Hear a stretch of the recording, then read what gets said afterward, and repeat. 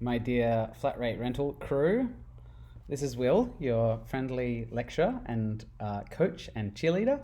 Um, this is my feedback for your lean canvas and the buckets of work that you did with it. It's generally really, really good. What I'm going to do for you now is I'm going to try and do like two particular things. One is go through how I feel about the lean canvas and how I feel about the tests and stuff that you've done, so you get some feedback on what you've done. Number two, almost more importantly, is I'm going to try and help you answer the question, should we work on this next semester? Because that's why do we do work if we're not going to keep working on it, right? So let me just start by going through your canvas and some of the things that I noticed in it. All right, canvas. So this is generally fine. It's generally pretty good, right? It's nice and clean, which I enjoy. You've said very clearly what you're doing and not much more. And I like that in a canvas, honestly. So let me give you some criticisms first. Always starting with the customers. People looking to rent. Really not specific enough for me personally. You know, it's like, yeah, people looking to rent is good.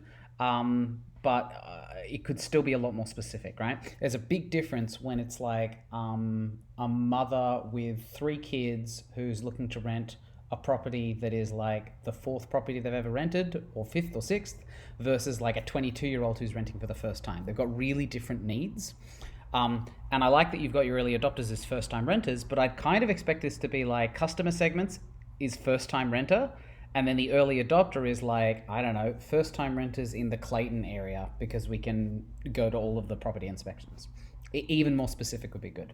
Now the problem, I think this is actually quite good. So biased information on the property, shitty pictures, I get it. It makes sense. I felt that pain myself. Everyone knows they can't trust it. The biggest problem with this canvas, however, is that when you get the problem that we're dealing with, you kind of throw in this curveball where it's like an unbiased property review site that somehow alleviates the Australian housing crisis. And it's like, well, hold on, how does property reviews alleviate a housing crisis? Particularly when you say in some of your other notes that you'll do this through partnership with ACSS. I just don't see how that fits together. And if I don't see how it fits together, I would struggle to see how drunk people in a pub talking about this service to their friends would see how it ties together. Okay, so some more goods and bads on this. So I feel like your channels are honestly a bit weak. You know, it's like advertising on Facebook. Like, yeah, yes, you can. I'm glad that you did the testing and I can see that you bought advertising on Facebook, but property and Facebook is a very expensive market to advertise within. And same deal with like blog posts related to renting. Like, to me, these just seem a bit cheap. You know, like I would expect more. I think you can do more interesting and better channels to market than just blog posts and Facebook ads. With your key metrics, I feel like these are... Sorry, this sounds like I'm being very critical. With your key metrics, I feel like I'm looking at very much website metrics when I look at these. So number of houses reviewed, total number of views, number of reviews seen. Those to me are like, that's like click-through metrics on a website. What I'd be really interested is like, which is the metric that drives everything else and drives the value of the business? So yes, we want lots of houses reviewed, but if that's the number one metric and you hire somebody and you say your job is to drive our key metric of number of houses reviewed, they go and they just make up a bunch of reviews for houses, or they figure out just how to have lots of reviews. But making those reviews valuable to me sounds something like people change their behavior based on a property review. Arguably, if your UVP is that you want to alleviate the housing crisis, then where is the metric about changing the housing crisis in Australia? So for example, an overall reduction in rent for renters, maybe that's a thing. But either way, I feel like, again, it's funny, right? Not specific enough on customer segments, but too broad on channels and key metrics.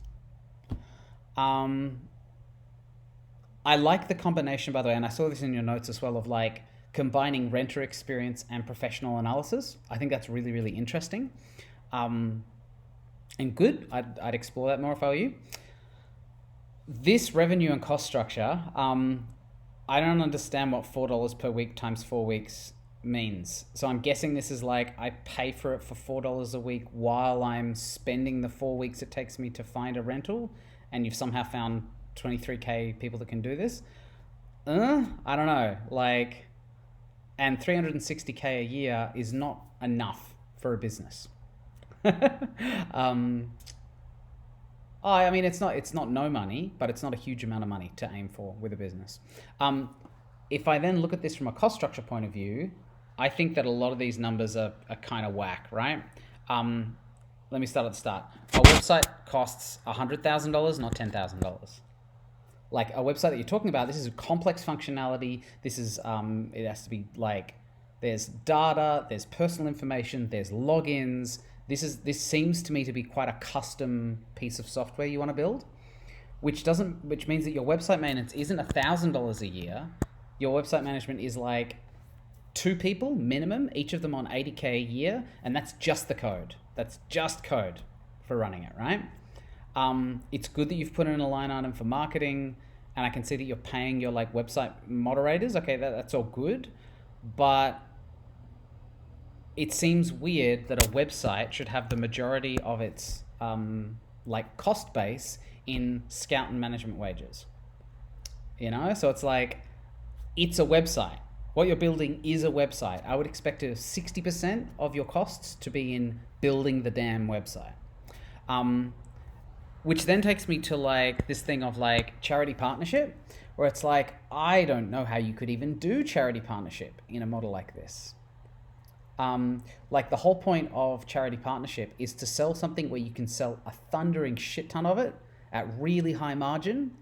So you can do just that one thing. It's like if you're thinking of Who Gives a Crap, it's like they have literally one product. It's toilet paper. It comes in like a big box and a small box, and their whole job is around maximizing the amount of people that buy that toilet paper. So I would kind of question whether profits to a charity partner make sense. It's like you should make profit in this company and then use the profit to grow the company.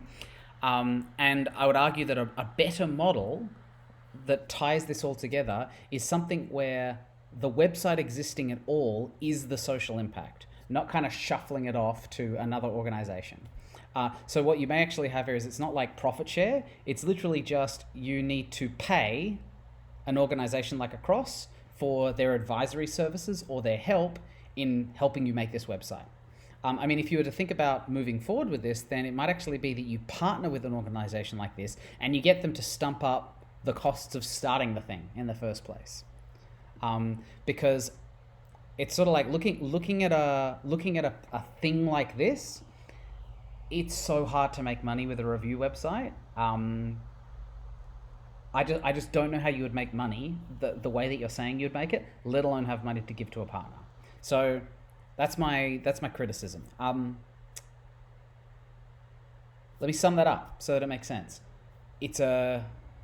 You've undercooked all of your costs. You're not being specific enough on what the website does, and I don't see the link between the impact you're trying to create and the model of the company. By the way, that said, you're going to get a really good mark for the canvas itself and the testing, right? Like as far as rubrics are concerned, like you did 6 tests. They're all nice and clear. I really like that some of them failed. We've learned that this is property is a really fucking hard business to be, like market to be a part of in Australia. Like Australia's housing is screwed. Entering that market for any reason is really difficult. Let me just quickly review some of your tests and things. I really like this. This made me really, really happy, right? It's like, it gives me a immediately clear idea of what I'm up against. It makes me think of similar websites like realestate.com and stuff where I, as say a property purchaser, have looked at properties and seen like previous pricing, who sold it, all that kind of stuff. One thing to check out is a lot of really good like property websites and property review websites will have both the property that you're dealing with and also the suburb. So I'd be interested, in year 3 of this business, it's like, can I, as a renter, see suburbs as well as properties for if I'm moving into state or if I'm, I don't know, I'm going to be, say, going and like renting in Clayton. It's like, okay, so where is good in Clayton, on a map or something. But anyway, I really like this. It's like, it makes a lot of sense. I like this thing of comments, and yeah, just comments from people is awesome. There was a couple of your things that I just couldn't access. I'm sorry, so I can't give you any feedback on them. Make sure you do public access on all your docs.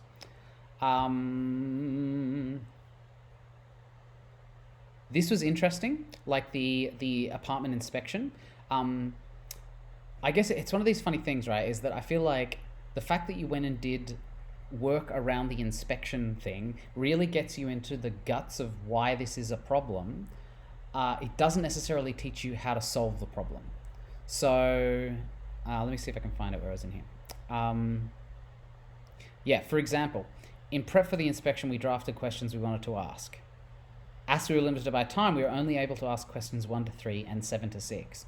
So this is like a really good microcosm of a thing that I've noticed in this entire business, which is where people's time is incredibly limited, and the emotion and the difficulty around property means that we have this really weird imbalance where it's like you're going to spend 50% of your earnings on your first rental property, but I doubt anybody's going to pay $4 to access any kind of reviews. So that's where I kind of lead to this question of, could you find an organization that has a vested interest in making property more fair for renters, and then say, hey, give us $100,000 and we'll run this for you for 12 months. And then if it doesn't work, we get some research data out the other side. If it does work, we change behaviors. That's awesome.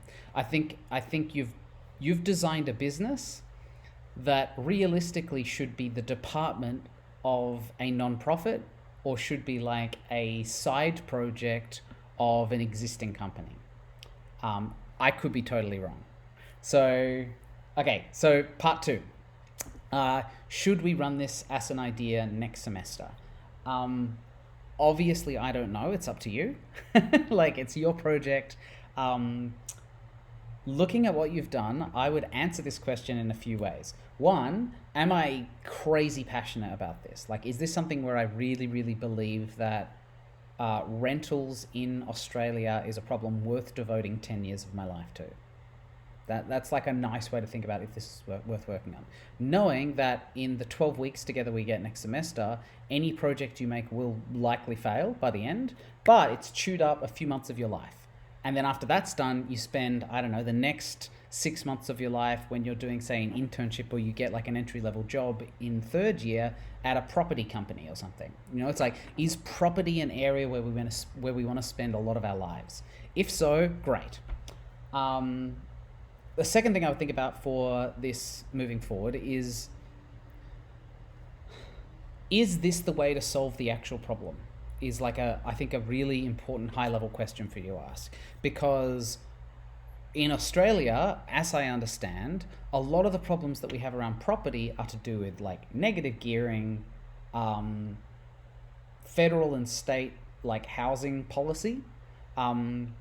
So I'd almost question, like, do I want to dig into how the Liberal Party has shaped the way Australia deals with housing over the last 50 years, and what the downstream effects of that policy conversation are for a small business?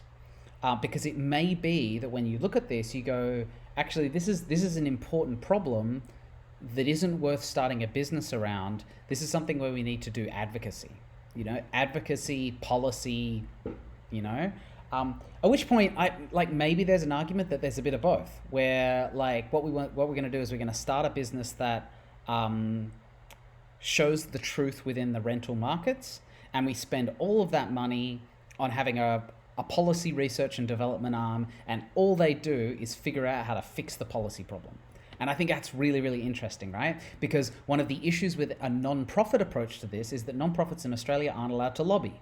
And one of the only ways to fix housing in Australia is to do lobbying. So starting a fiercely for-profit company that decides to make some of the energy it expends policy and lobbying, I think that's fascinating. That could be really, really cool. It's a big thing to do, but it's super cool. Policy. Do you care about it? I had a third point and I forgot it. So let me sum up for you. I really like your canvas. I like your understanding of how simple this needs to be to work. Your numbers are all bonkers, and that's okay because nobody's taught you how to do website numbers before.